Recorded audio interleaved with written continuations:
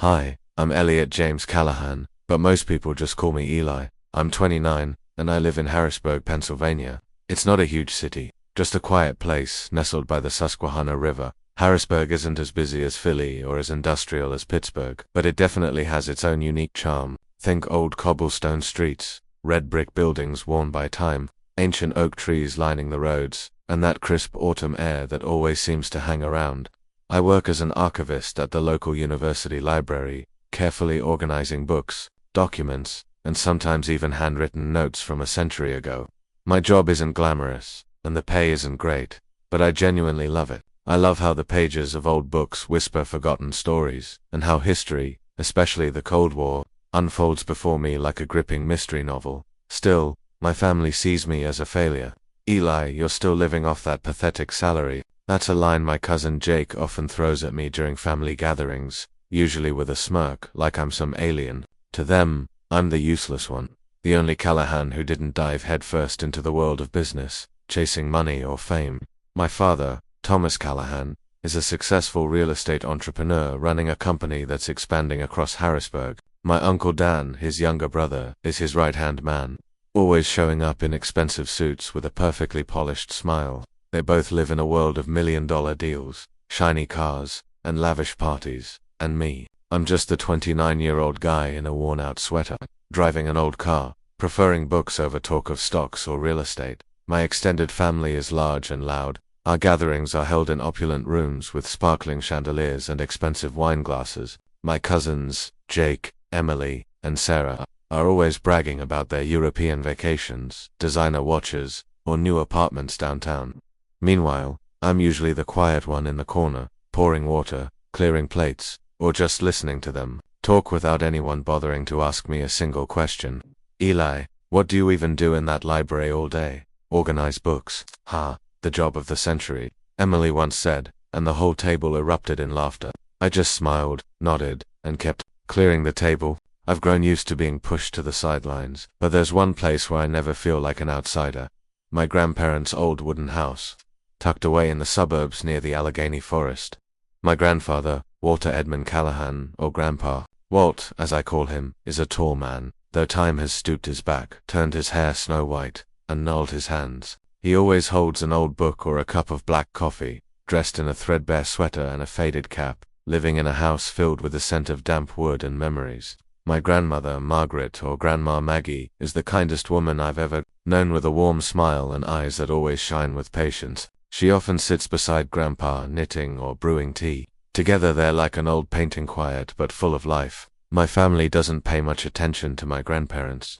To them, Grandpa is just a poor old man stuck in the past, someone with nothing valuable except a crumbling wooden house and a few acres of land no one cares about. My father once said bluntly at a party, "The old man's got nothing to leave behind. Don't expect anything." His whole life was just reading books and telling war stories. Uncle Dan smirked and added, "Such a waste of land. That place could fetch a few million if sold." Hearing that, my heart tightened. Grandpa never responded. He just sat quietly in the corner, staring out the window, as if living in a world none of us could understand. But to me, Grandpa is an entire world. Every weekend, I drive my old car, bringing a box of pastries or some medicine, and visit them. I love sitting by the fireplace, listening to Grandpa tell stories of the past tales of war. Soldiers and secrets, he says, are buried under the dust of time. His voice is low and deliberate, but every word he speaks seems to carve itself into my mind. He loves history, especially the Cold War, and I often bring him books about the CIA, KGB, or espionage operations I find in the library. "Eli, do you know," he once said, his eyes lighting up, "this world is full of secrets. Some people live their entire lives and no one knows what they did to change history." Grandma would sit nearby, smiling and chiming in, "Walt, don't confuse the boy with your stories." But I knew she was only pretending to scold him. She loved the way he told stories, and so did I those afternoons in that old wooden house, with the crackling firewood and the faint smell of baked goods, made me feel like I belonged. I didn't need an expensive car or my family's approval. I just needed Grandpa to be healthy, Grandma to keep smiling, and their warm stories on those cold winter days. Not everyone in my family treats me coldly, though. My mother, Susan, is the only one who never mocks me. She's a quiet woman with light brown hair, always tied up in a bun, and sad eyes. In the Callahan family, she's like a shadow, always overshadowed by my father and Uncle Dan. She never argues with Dad or speaks up when the family ridicules me, but I know she loves me. Sometimes, when it's just the two of us, she holds my hand and says, "Eli, you don't have to be like them, you just have to be yourself." In those moments, I feel like she's trying to protect me from a world she herself can't escape. Life went on like that until one late autumn evening when everything began to change. It was freezing that night, and I visited my grandparents as usual. Grandpa was sitting by the fireplace, holding an old book, but his eyes were different. He looked at me not with his usual smile, but with a deep, searching gaze, as if he were trying to read my thoughts. Grandma had gone to bed early, leaving just the two of us in the room with a crackling fire. "Eli," he suddenly said, his voice low and serious, "if there's a secret that could change the way you see this entire family, would you want to know?" I looked up, surprised. Grandpa often told stories, but he'd never said anything this serious before. I laughed, trying to lighten the mood. "Grandpa, are you telling spy stories again? I know you love that stuff." But he didn't smile. His eyes, under the flickering firelight, gleamed strangely, as if he were looking through me to a place I couldn't see. "I'm not joking, Eli," he said, his voice soft but firm. "There are things I've kept hidden my whole life, but maybe the time for you to know everything is coming." A chill ran down my spine, not from the autumn cold, but from his voice. I wanted to ask more, but he just shook his head and placed a hand on my shoulder. "You're the only one I trust, Eli, remember that." That night, as I drove home, I couldn't stop thinking about his words. A secret, something that could change how I see the family. I told myself he was just getting old, maybe talking nonsense, but deep down, I knew Grandpa never said anything without a reason, and that look in his eyes, it wasn't the look of a confused old man. It was the look of someone preparing to entrust something monumental. Autumn in Harrisburg passed quickly, with golden leaves blanketing the narrow roads leading to my grandparents' house. But along with the season, my grandfather's health began to decline. One day when I arrived, I found him sitting by the fireplace, breathing heavily, his face paler than usual. My grandmother, with her silver hair neatly tied back and her trembling hands, was brewing a cup of tea for him. "He's been coughing all week," she said, her voice laced with worry, but trying to stay calm. "The doctor says it's pneumonia, but he refuses to go to the hospital. He insists on staying here." I looked at Grandpa, the man who was once tall and strong, now worn down by time. The threadbare sweater he wore seemed looser on his frame, and his eyes, though still bright, carried a hint of exhaustion. I knelt beside his chair, taking his hand. "Grandpa, you have to see a doctor." "I'll take you," I said, trying to keep my voice steady. He shook his head, giving me a faint smile. "Eli, I'm old. I don't need a hospital. I just need to be here with your grandmother and with you." He squeezed my hand lightly, and I felt the warmth of his gnarled hand, though it had grown much weaker. I wanted to argue, to convince him, but his eyes silenced me. They weren't the eyes of someone giving up, but of someone quietly accepting the inevitable.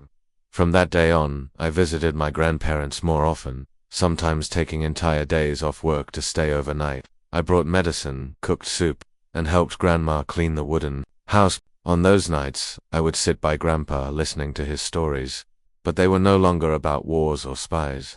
He began talking about his life, his youth, and the distant journeys he never described in detail. "Eli, have you ever thought that a person could live two lives?" he asked one evening as the firelight cast flickering shadows across his face. "Two lives," I repeated, unsure of what he meant. He nodded, staring into the flames.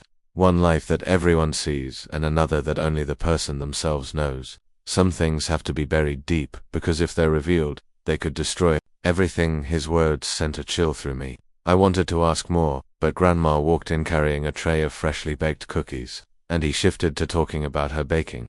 I smiled, but inside, his words were like a stone dropped into a still lake, creating ripples that wouldn't stop. While I tried to care for Grandpa, the rest of my family seemed indifferent. My father, Thomas, was busy with new real estate deals, frequently flying to New York or Chicago to meet partners.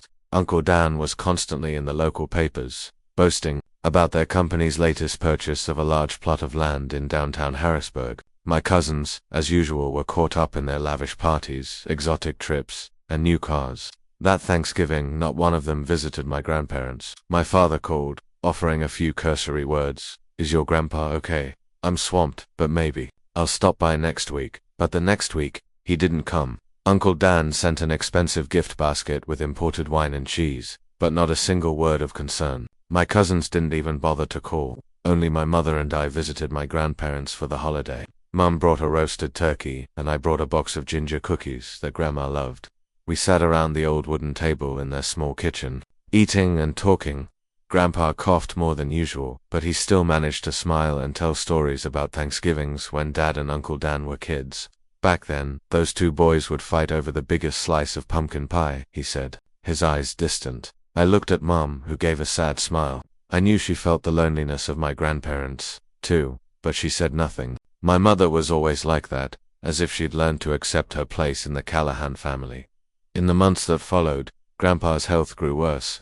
The pneumonia didn't improve, and the doctor warned that he might not make it through the winter. I started staying at their house more often, sometimes sleeping on the old armchair in the living room. Grandma, though frail herself, cared for him with a love I'd never seen in anyone else. She stayed up at night to place warm cloths on his forehead, brewed ginger tea, and reminded him to take his medicine, but I saw the fear in her eyes. Though she tried to hide it, she knew he was slipping away from us. One night, when Grandpa's coughing kept him awake, I sat by his bedside, holding his hand. Their bedroom was small, with an old wooden bed and a window overlooking the Allegheny forest. Moonlight streamed through the glass, casting a silvery glow over his face. He looked at me, his eyes clouded by illness, but still sharp. "Eli," he whispered, his voice weak, but clear. "Don't trust what you see on the surface. When I'm gone, go to that place." "What place, Grandpa?" I asked, my heart pounding. This was the second time he'd said something cryptic, and I couldn't pretend it was just the ramblings of a sick old man. He squeezed my hand stronger than I thought he could. "You'll know," he said. "Just remember, you're the only one I trust. Don't let them blind you." I wanted to press him further, but he broke into a long coughing fit, and Grandma hurried in with a glass of warm water. She looked at me, her eyes saying, "Don't push him." I nodded, but inside, his words were like a small flame, smoldering and impossible to extinguish. In the days that followed, I began noticing small details I hadn't before. Once, while helping Grandma clean, I spotted an old wooden box in the corner of the living room, locked with a small padlock. "What's this, Grandma?" I asked. She only smiled and shook her head. "It's your grandfather's," he said, to leave it alone. I didn't press further, but I couldn't forget the image of that box. Its surface scratched as if it had traveled through decades of history. Grandpa's final days passed quietly. He didn't talk much anymore, but every time I visited, he would hold my hand as if trying to pass on some invisible strength. Grandma stayed by his side, never leaving him, though I could see she was growing more haggard. My family, as usual, remained absent. Dad called once, asked a few questions, then quickly ended the call because of an important meeting. And then the fateful night came. As I sat by his side, Grandpa opened his eyes and looked at me one last time. "Eli," he whispered, his voice so faint I had to lean close to hear. "I'm proud of you." Those were his final words to me. The next morning he passed away as quietly as he had lived. I sat by his bed, holding his hand, feeling the last of his warmth fade from his body. Grandma stood beside me, not crying, only gently stroking his hair. I knew she was in pain, but she was stronger than I'd ever imagined. "Your grandfather lived a long life, Eli," she said, her voice trembling, "and he loved you more than anyone." I nodded, tears streaming down my face. But amidst the grief, Grandpa's words echoed in my mind. "Don't trust what you see on the surface. When I'm gone, go to that place." I knew my journey was only just beginning. My grandfather's funeral took place on a cold, drizzly day in Harrisburg. The sky was gray, and tiny raindrops streaked down the windows of the funeral home, as if the world itself was weeping for him. The room was simply decorated with an oak coffin placed amidst white floral wreaths. I stood in a corner, wearing an old black suit that my mother had found in my closet. It was slightly tight at the shoulders, but I didn't care. My mind was still immersed in memories of Grandpa, his warm, low voice, his sharp eyes, and the cryptic words I still couldn't decipher. As expected, my family showed up in full force. My father, Thomas Callahan, stood in the front row, his sleek, black suit impeccable, his face stern, but unable to hide a hint of impatience. Uncle Dan, with his neatly combed hair and expensive silk tie, stood beside him, whispering something to a stranger in a gray suit. My cousins, Jake, Emily, and Sarah, clustered in a corner, chatting and glancing at their phones. None of them seemed genuinely grieving. To them, the funeral felt like a formality to be completed before returning to their busy lives. My mother stood close to me, quietly holding my hand. She wore a simple black dress, her hair neatly tied up, her eyes red but tearless. I knew she was holding back, not wanting my father or anyone else in the Callahan family to see her vulnerability. Grandma sat in the front row right before the coffin, her frail hands clutching a handkerchief. She said nothing, only gazing at a black and white photo of Grandpa placed on the altar, a picture from his youth showing a rare smile and vibrant eyes. I wondered what she was thinking. Did she know about that place he'd mentioned? Did she too carry the secrets he had kept? The funeral was brief. A priest delivered a few prayers, describing Grandpa as a simple man who loved his family and lived a full life. I wanted to stand up to say that he was more than just a simple man, that he was extraordinary. The one who taught me about history, honesty, and how to live rightly. But I stayed silent. I knew in this room, no one truly cared about Grandpa the way I did. After the service, the family moved to an upscale restaurant in downtown Harrisburg for the reception. I didn't want to go, but my mother convinced me. "Eli, you have to be there for Grandpa," she said. I nodded, though all I wanted was to return to the wooden house, sit by the fireplace, and remember the afternoons when he told me stories. The restaurant chosen by my father had glass walls overlooking the Susquehanna River and tables draped in white silk. People laughed, clinked glasses of wine, and talked about work, real estate, or upcoming vacation plans. No one mentioned Grandpa, except for a few perfunctory remarks. He passed peacefully, didn't he? Or, he was old. It was his time. I sat at the end of the table, quietly eating cold soup, listening to conversations I didn't belong to. Jake, my cousin, was bragging about his new Tesla, while Emily showed off a designer handbag from Paris. My father and Uncle Dan discussed a new real estate project, their voices brimming with ambition. "That land is gold," Dad said, his eyes gleaming. "Just need to sort out a few issues with the city council, and we'll be rolling in it." Uncle Dan nodded, smirking. I looked at them, wondering if they truly knew how Grandpa had lived, what he thought, or what he'd left behind. Grandma didn't come to the restaurant. She said she wanted to stay at the funeral home for a while before returning to the wooden house. I wanted to stay with her, but Mum insisted I go with the family. "She needs time alone, Eli," she said. I understood, but I couldn't shake the vast emptiness in my heart. Grandpa was gone, and I felt like I was losing a part of myself. A few days after the funeral, Grandpa's lawyer, Harold Steinberg, contacted the family to announce the reading of the will. Steinberg was a middle-aged man, tall and thin, with sultan-pepper hair and silver-rimmed glasses. He had a stern demeanor, his voice low and deliberate, as if every word was carefully chosen. The reading took place in his law office in downtown Harrisburg, a small but elegant room with wooden bookshelves filled with documents and a large table in the center. Entire family gathered, this time not with the somber air of a funeral, but with an almost greedy anticipation. My father sat at the head of the table, hands clasped, his gaze sharp. Uncle Dan sat beside him, constantly checking his watch as if he had more important things to do. Jake, Emily, and Sarah whispered to each other, giggling as if waiting to open Christmas presents. My mother sat next to me, silent as always, her hands clasped tightly in her lap. Grandma wasn't there. She said she didn't want to hear the will, that she trusted Grandpa had done what was right. I sat at the corner of the table, feeling more out of place than ever. I didn't expect anything from the will. I knew Grandpa wasn't wealthy, at least not in the way my family defined wealth. A wooden house, a few acres of land in the suburbs, and his old books, that's all I thought he had. But deep down, I hoped he'd left me something, not money, but a sign, an answer to the cryptic words he'd spoken. Steinberg began reading the will, his voice steady and clear. Grandpa divided his assets into small portions for his children and grandchildren, a bit of savings for Dad, Uncle Dan, and other relatives, a few keepsakes for my cousins. No one in the room seemed satisfied.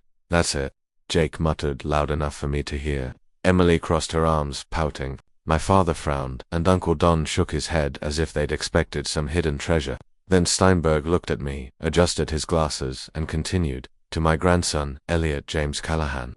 I leave the old property number 1417 and $10. The room fell silent for a moment before erupting in laughter. Jake was the first to burst out, pointing at me. "Old property number 1417. What's that?" "A pile of moldy books." Emily giggled, covering her mouth as if trying to hold it in. $10. The old man sure knew how to joke, Sarah said, her voice dripping with sarcasm. My father didn't laugh, but his eyes held a look of contempt, as if he thought I was a joke. Uncle Dan smirked, muttering something to Dad that I couldn't hear. I sat there, feeling the ground beneath me give way. I didn't care about money, but I couldn't understand why Grandpa would leave me something so seemingly meaningless. Old property number 1417, $10. I looked at Steinberg, hoping for an explanation, but he only nodded at me, his expression stern, but revealing nothing more. That's it? My father asked, his voice cold. Nothing else. Steinberg shook his head. That's the entirety of the will. If there are no questions, I'll conclude the meeting. The family stood, the sound of chairs scraping against the wooden floor grating in my ears. Jake clapped me on the shoulder, laughing loudly. Congrats, Eli. Now you're the proud owner of $10 and a pile of junk. Emily and Sarah laughed along, while my father gave me a single glance before leaving with Uncle Dan. My mother squeezed my hand under the table, but said nothing.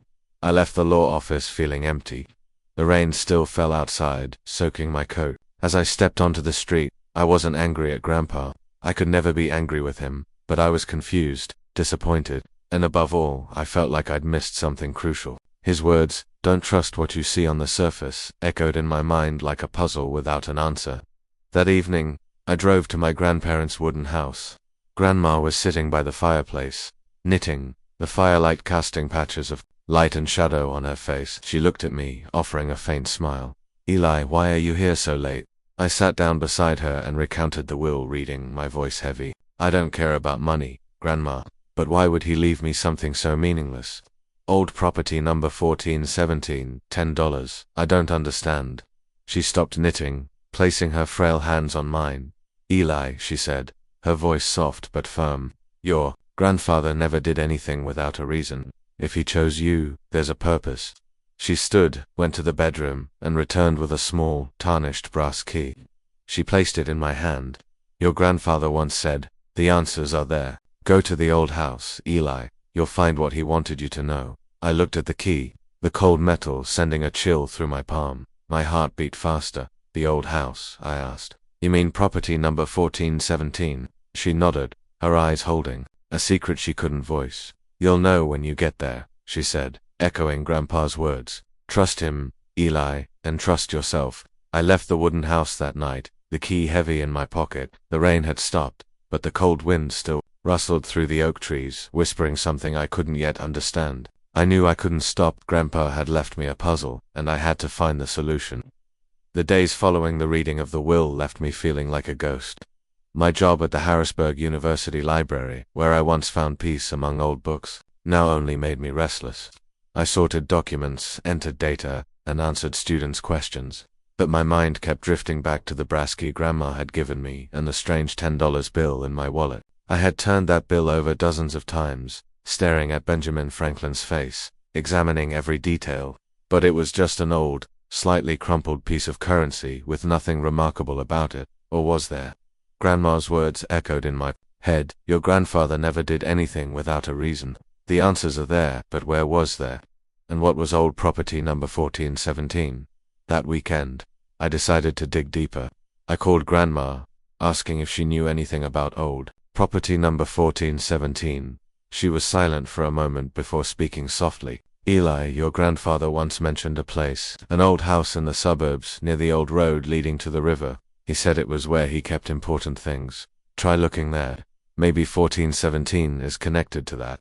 I hung up and started searching online for addresses in Harrisburg related to the number 1417. After a few hours, I found an old listing, 1417 Old River Road, a remote road in the suburbs near the Susquehanna River. There was no information about the house, only that it had been abandoned for years. A jolt of electricity ran through me. Could this be the place Grandpa had mentioned? I stuffed the $10 bill and the key into my pocket, grabbed my backpack, and drove out of the city. Old River Road was winding, covered in dry leaves and overgrown weeds. The houses grew sparse as I left central Harrisburg behind, and the landscape turned desolate, with only bare trees and the faint glimmer of the river in the distance. When I reached 1417, I could hardly believe my eyes. Before me stood a dilapidated wooden house, looking as though it had been abandoned for decades. The roof sagged on one side, the windows were shattered, and the wooden walls were peeling, revealing cracks like scars. Weeds grew knee-high, and a rusted "No Trespassing" sign hung loosely by the gate. I parked a car, a chill running down my spine. I stepped over the gate, carefully avoiding rotted boards on the path. A cold wind blew through, carrying the damp smell of earth and an eerie silence. I tried the brass key in the front door, but it didn't fit. The door was so decayed that a gentle push opened it, creaking like something out of a horror movie. Inside the house was dark and cold. The wooden floor was coated in a thick layer of dust, and the air was heavy with the smell of mold. Scattered remnants of old furniture, a table with a broken leg, a few chairs draped in cobwebs, a shattered lamp littered the room. I turned on my phone's flashlight, illuminating every corner. The house was small, with a living room, a tiny kitchen, and a hallway leading to 2 bedrooms. I checked each room, tapped on walls, lifted tattered rugs, hoping for a clue, but there was nothing, just dust and silence. I began to wonder if I was chasing an illusion. Had Grandpa really left me a puzzle with no solution? I sat on an old chair, trying to suppress my growing disappointment. Then I pulled out the $10 bill again, examining the serial number, J1417K899632. The number 1417 had led me here, but what about the rest? After nearly an hour, just as I was about to give up and leave, my heel caught on a floorboard near the fireplace, producing a strange hollow sound. I knelt down and pried at it gently. The board was loose, and when I pulled harder, it came free, revealing a small metal hatch with a combination lock. My heart pounded. A hidden cellar in an abandoned house no one knew Grandpa owned. I looked at the $10 bill, focusing on the serial number. If 1417 was the code, I'd try it. I entered 1417 into the lock. A soft click sounded, and the hatch popped open. I trembled, not from the cold, but from a mix of excitement and fear. What had Grandpa hidden here, and why had he chosen me to find it? I stood there, staring down the narrow wooden staircase leading into darkness. The light from my phone's flashlight illuminated only the first few steps, while below was a pitch-black void, as if it were swallowing everything. The air rising from the cellar was cold and damp, carrying the scent of old earth and rusted metal. I took a deep breath, trying to steady myself. "Grandpa, what do you want me to do here?" I whispered, as if he was still somewhere guiding me. There was no answer, only the whistle of wind through the hatch like a warning. I descended carefully, each step creaking under my weight on the rotted wood. Every step felt like it was pulling me deeper into a secret I wasn't ready to face. When I reached the bottom, I swept my flashlight around. The cellar was small, no larger than a storage room, with stained concrete walls and an old wooden table in the center. On the table sat a small safe with a combination lock, a metal box without a lock, and a stack of dusty documents. An old oil lamp hung on the wall, but I didn't dare light it, fearing the stale air would make things worse. I approached the table, my heart pounding so hard I could hear the blood rushing in my ears. I tried entering 1417 into the safe, hoping the code from the $10 bill would work again. The lock didn't budge. I glanced at the bill again, the serial number J1417K8963 to clear under the light. I tried the remaining digits, entering 8963. A sharp click sounded, and the safe opened. I could barely breathe. Grandpa had planned everything, step by step, leading me here. Inside the safe was a thick bundle of documents tied with a leather cord, a black leather-bound notebook, and a small silver USB drive. I picked up the notebook first, flipping through its pages. Grandpa's handwriting, firm and neat, recorded names, dates, locations, and strange symbols I couldn't decipher. There were communication diagrams, maps of Eastern Europe with marked points, and notes about operations with names like Blue Horizon and Shadow Relay. One page read clearly, Berlin, December 3, 1978. Met K at rendezvous. Defection, successful. I turned the page and found a black and white photo taped inside, showing a younger grandpa in a suit, standing beside a stranger in a military uniform. A handwritten caption below read, Operation Blue Horizon CIA. CIA. The words sent a chill through me. I shook my head, trying to process it. Grandpa Walt, the man in a threadbare sweater sitting by the fireplace telling history stories, was a spy, a character from the espionage tales he used to share with me. I couldn't believe it, but these pages, written in his hand, couldn't be fake. I moved to the bundle of documents. Inside were contracts stamped with government seals, some declassified, titled Strategic Coordinator for European Operations, 1974 to 1988. Grandpa's name, Walter Edmund Callahan, was printed clearly along with details of operations in East Germany, Poland, and Hungary. One document stated, Walter Callahan, codename Falcon, responsible for coordinating a network of operatives in Eastern Europe. My head spun. Grandpa wasn't just a history enthusiast, he was part of history, a man behind covert operations, defections, and schemes that shaped the world. But what stunned me most was the small metal box beside the safe. I opened it to find another thinner file and a small hard drive labeled WEC, personal. The file was titled Thomas Callahan and Daniel Callahan. My heart stopped. My father and Uncle Dan. I flipped through it quickly, finding copies of invoices, contracts, and Grandpa's handwritten notes. One page read, TC and DC suspected money laundering through Bright Future, Charity 2018 to 2023. Another listed real estate transactions with mismatched figures, accompanied by a note, links to state officials, fraudulent contracts. There were even copies of emails between Dad and Uncle Dan discussing a plan to transfer funds through offshore accounts. I sank to the cellar floor, my hands trembling. Grandpa had been watching Dad and Uncle Dan. He knew they were doing something wrong. I kept flipping and found a carefully folded handwritten letter in Grandpa's script. I opened it and read each line. Eli, if you're reading this letter, it means you found the cellar. I'm sorry for placing this burden on your shoulders, but you're the only one I trust. I've lived 2 lives, one as the man the family knew, and one the world could never know. But the most painful thing isn't the secrets I kept from the war, but what I discovered about my 2 sons. I've been watching Thomas and Daniel for years, ever since I suspected their company was involved in shady activities. I found evidence of money laundering, collusion with officials, and a fake charity to hide illegal profits. I wrote a report intending to send it to the authorities, but I couldn't. They're my sons, Eli. I didn't want them in prison. I didn't want the family torn apart, but I also couldn't let their crimes continue. I leave this decision to you. On the hard drive, you'll find a video I recorded explaining everything. If you think they still have a chance to turn back, give them that chance. But if they choose the wrong path, do the right thing, Eli. Be strong, as I've always believed you could be. I'm proud of you, Grandpa Walt. Tears fell onto the paper, smudging a corner of the ink. Grandpa had carried this burden alone his entire life.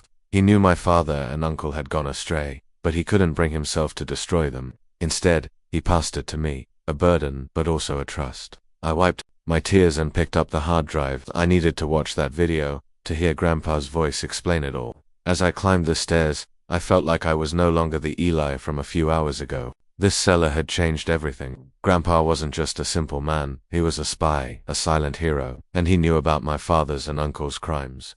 But he was also a father, unable to destroy his own sons, and now he'd entrusted that responsibility to me.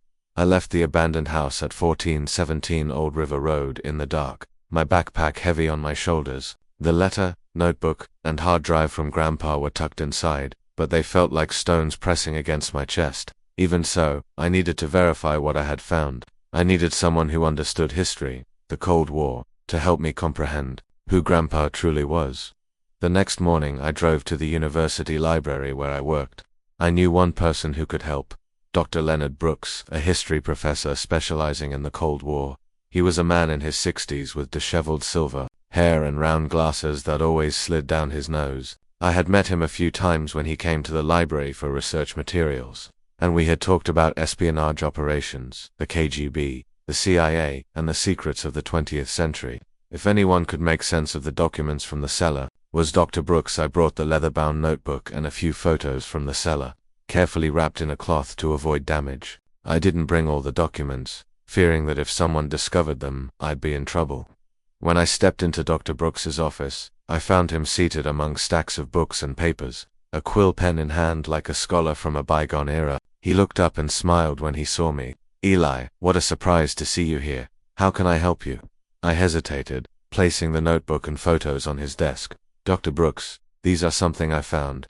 I think they're related to the Cold War, but I'm not sure. Can you help me figure them out? He raised an eyebrow, picked up the notebook, and flipped through a few pages. His eyes widened, and he adjusted his glasses, reading more closely. Where did you get this, Eli? His voice suddenly turned serious. I told a condensed version of the truth, that I found it among my grandfather's belongings, that he loved history, and might have been involved in something significant. I didn't mention the CIA or my father and uncle, only sharing enough to avoid suspicion. Dr. Brooks continued flipping through the notebook, pausing at a page with coded symbols and communication diagrams. "This is standard CIA cipher," he murmured, almost to himself. He picked up a photo, the one of Grandpa in Berlin in 1978, and froze. "Do you realize what you're holding, Eli? These ciphers, the way the notes are structured, the diagrams, this isn't ordinary documentation. This is government-level material, the kind only someone with high clearance would have access to." I swallowed hard, my heart racing. "What do you mean?" He looked at me, his gaze sharp. "If these belong to your grandfather, Walter Callahan, then he wasn't just a history enthusiast. He could have been a major figure, very major, in intelligence operations. There's a note here," he pointed to the photo, "about a covert operative who disappeared in 1978. If your grandfather was involved in this, he could have been a coordinator or even a regional commander." My head spun. What Dr. Brooks said aligned with the documents in the cellar, strategic coordinator for European operations, but hearing it from someone else, an expert, made it feel more real, more terrifying. "Are you sure?" I asked, my voice trembling. Dr. Brooks nodded, flipping through more pages. "These ciphers are internal CIA communication codes used in covert operations, and this photo," he pointed to a group shot in a meeting room, "mentions Operation Blue Horizon. I've read about that operation. If your grandfather was Falcon, as the documents suggest, he didn't just participate, he could have been running an entire CIA network." I sank into a chair, feeling as though the air had been sucked out of the room. Grandpa, the man in a worn sweater telling stories by the fireplace, was a CIA commander. I remembered the afternoons when he spoke about the Cold War, his eyes lighting up as he described nameless spies. It turned out he wasn't just telling stories, he was reliving his own memories. "Can you check further?" I asked. "I mean, to confirm this is real." Dr. Brooks nodded. "I have a contact at the National Archives. They have declassified records on Cold War operations. I can send them some details from this notebook without mentioning you or your grandfather, to verify. But Eli, you need to understand that if this is real, you're holding something that could cause serious trouble. Even declassified documents like these can attract unwanted attention." I nodded, unease rising within me.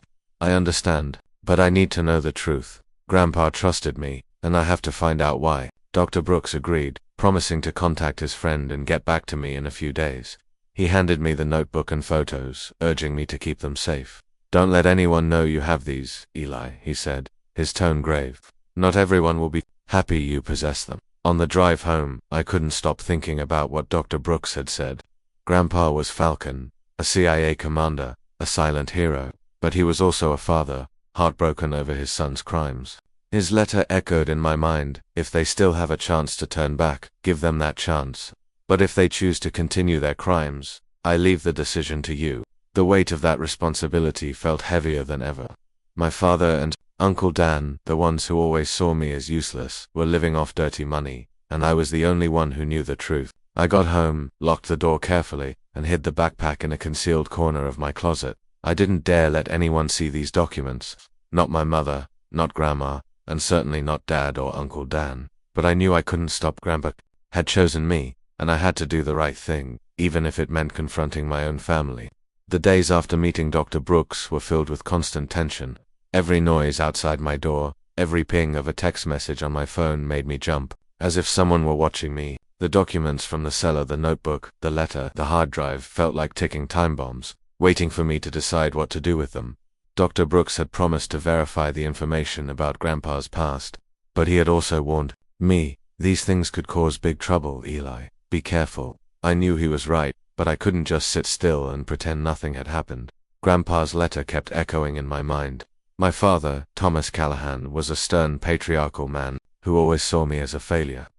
Uncle Dan, with his slick smile and cunning mind, was even more intimidating. I knew they wouldn't listen easily, but I had to try, for Grandpa and for myself. I decided to meet them at my father's office in downtown Harrisburg. Callahan and Sons Real Estate was housed in a sleek glass building with polished signs and the company logo etched on the door. I rarely came here. The last time was years ago, when Dad tried to convince me to quit my library job and work for him. I arrived at the office on a rainy afternoon, carrying copies of a few documents from the cellar, just enough to prove I knew the truth, but not everything.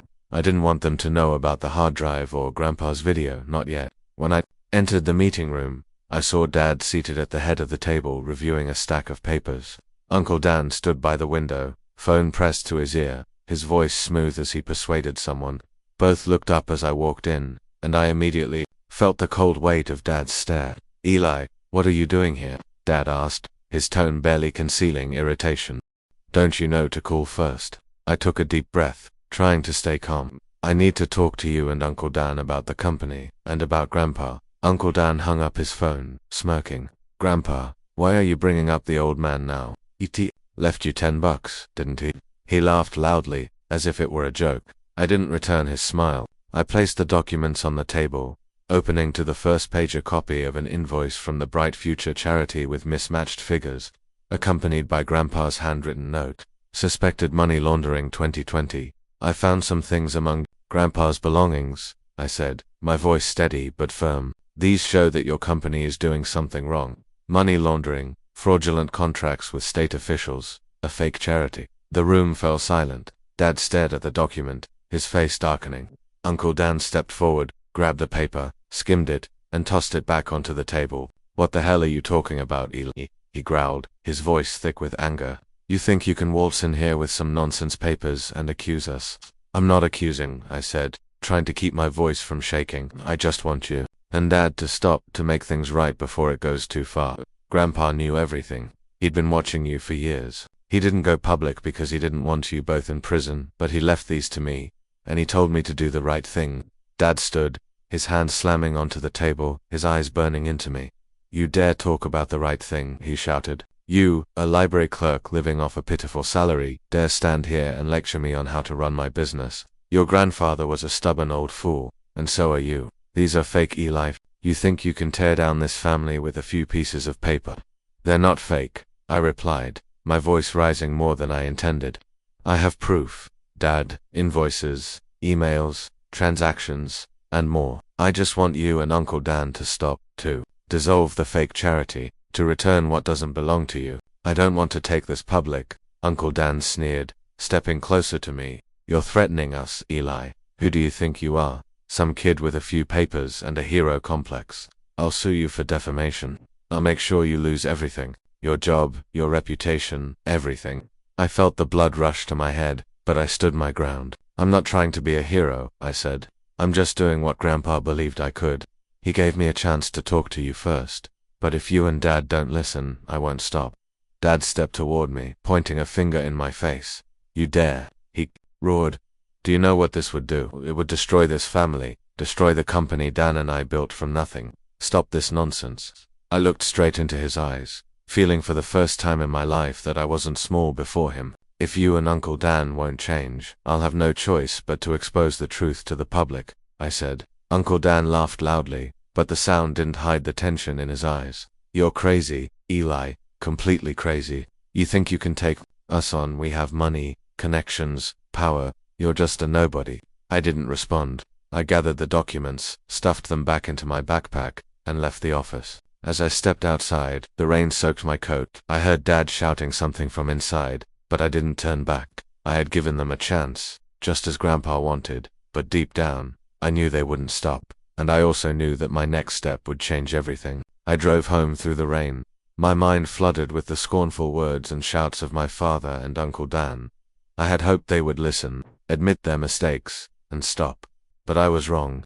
Not only did they refuse, but they threatened me, treating me like a threat to be eliminated. But they didn't know that I had seen too much, understood too much, and I carried Grandpa's promise, do the right thing. When I got back to my apartment, I sat at the table, staring at the backpack containing the documents, the hard drive, and Grandpa's letter. I pulled out the photo of him in Berlin in 1978, gazing at his sharp eyes. He had lived a life full of secrets and responsibilities, but he never turned his back on the truth. I knew I couldn't do otherwise. Yet deciding to expose the truth wasn't easy. I wasn't just facing my father and Uncle Dan, but the entire Callahan family, the ones who always saw me as an outsider. They would turn against me, despise me, but I had no other choice. I opened my laptop, plugged in the hard drive, and watched Grandpa's video again. His warm, steady voice felt like it was speaking directly to me. "If they choose the wrong path, do the right thing, Eli. I trust you." I wiped away tears, picked up my phone, and called Harold Steinberg. the lawyer who had read Grandpa's will. After his passing, Eli Steinberg's voice came through the phone, calm as always. "What's going on?" "I need to meet you," I said. "I found some things from Grandpa, important things. I need your help to get them to the right people." Steinberg was silent for a moment, then replied, "All right, meet me at my office tomorrow morning." The next morning I went to office, bringing all the documents, the hard drive, and the notebook. I told him everything. The cellar, Grandpa's CIA past, and the evidence against my father and Uncle Dan. He listened, nodded, and reviewed the documents with absolute focus. "Are you sure you want to do this, Eli?" he asked, his gaze stern. "If you hand these over to the press and the Department of Justice, there's no turning back. Your family won't forgive you." I nodded, though my heart felt heavy. "I know, but Grandpa trusted me. I have to do the right thing." Steinberg agreed, promising to contact a trusted investigative reporter and forward the documents to the Department of Justice. "You've done the right thing, Eli," he said, "but brace yourself. A storm is coming." A week later, everything exploded. The first article appeared in the Harrisburg Times, headlined "Callahan and Sons Real Estate Accused of Money Laundering and Fraud." The piece cited documents from an anonymous source, detailing the fake charity, illegal transactions, and ties to state officials. The company's stock plummeted that same day. Police raided my father's and Uncle Dan's offices, freezing their bank accounts. Both were summoned for hearings. My family was in chaos. Jake called, screaming at me, "What have you done? Eli, you've destroyed this family." Emily and Sarah sent furious texts, calling me a traitor. Dad didn't call, but Uncle Dan sent a message, "You'll regret this, Eli." Only my mother stood by me. One evening she showed up at my apartment. Her eyes red. "You did the right thing, Eli," she said, her voice trembling, "but you're going to suffer for it." I didn't defend myself or explain. I only said I just did what Grandpa believed I could do. Mum nodded, hugged me, and left. I knew she was caught in the middle, between me and Dad, between love and loyalty. The family turned their backs on me. Aunts, uncles, and cousins cut off contact. I became the enemy in their eyes, the one who dismantled the Callahan empire, but I didn't regret it. Every time I looked at Grandpa's photo, I felt him beside me, smiling. The weeks following the article's publication engulfed Harrisburg in a media storm. Television, newspapers, and social media posts buzzed incessantly about the Callahan and Sons scandal. Images of my father and Uncle Dan appeared everywhere on evening news, in investigative reports, and even in the angry status updates of local residents. Their company collapsed swiftly, with accounts frozen and major contracts cancelled. I heard they had hired the best lawyers to fight the allegations, but the evidence from Grandpa's hard drive was too clear, too detailed.